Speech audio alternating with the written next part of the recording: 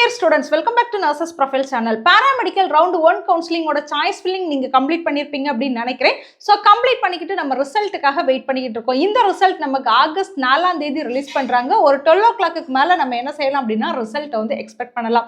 கண்டிப்பா உங்கள நிறைய பேருக்கு என்ன செய்யும் அப்படின்னா சீட் அலாட் ஆகும். சோ உங்களுக்கு கண்டிப்பா சீட் அலாட்டட் அப்படின்னு வரணும் அப்படிங்கிறது தான் நானுமே வந்து விரும்புறேன்.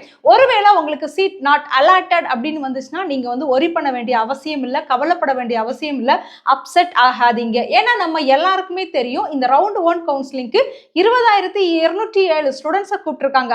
ஆனா சீட் அப்படிங்கிறது வெறும் 3,200 சீட்ஸ் தான் இருக்குது. ஸோ அப்போ நம்ம எல்லாருக்குமே தெரியும் ஹை கட் ஆஃப் இருந்தால் மட்டும்தான் இங்கே வந்து சீட் அலாட் ஆகும், இல்லைனா சீட் அலாட் ஆகாது அப்படிங்கிறது நம்ம எல்லாருக்குமே தெரியும்.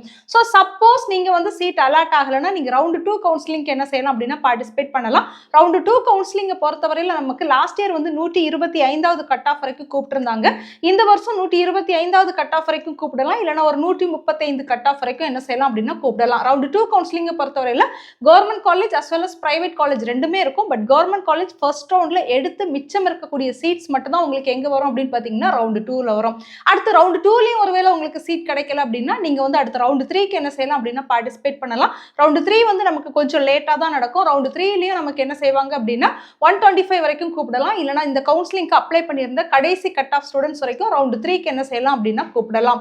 அடுத்து ஃபைனலா வந்து மாப்அப் கவுன்சிலிங் நடக்கும். இந்த மாப்அப் கவுன்சிலிங் தான் நம்ம 4th ரவுண்ட் கவுன்சிலிங் இல்லைனா ஸ்ட்ரே கவுன்சிலிங் அப்படின்னு சொல்லுவோம். ஸோ இது பார்த்தீங்கன்னா ஃபர்ஸ்ட் ரவுண்ட் முடிஞ்சு, செகண்ட் ரவுண்ட் முடிஞ்சு, தேர்ட் ரவுண்ட் முடிஞ்சு, லாஸ்ட்ல எண்ட்ல தான் நமக்கு வந்து நடக்கும். இது நடக்கிறதுக்கு எப்படி இருந்தாலும் செப்டம்பர் மந்த் நமக்கு என்ன செஞ்சிடும் அப்படின்னா ஆயிடும்.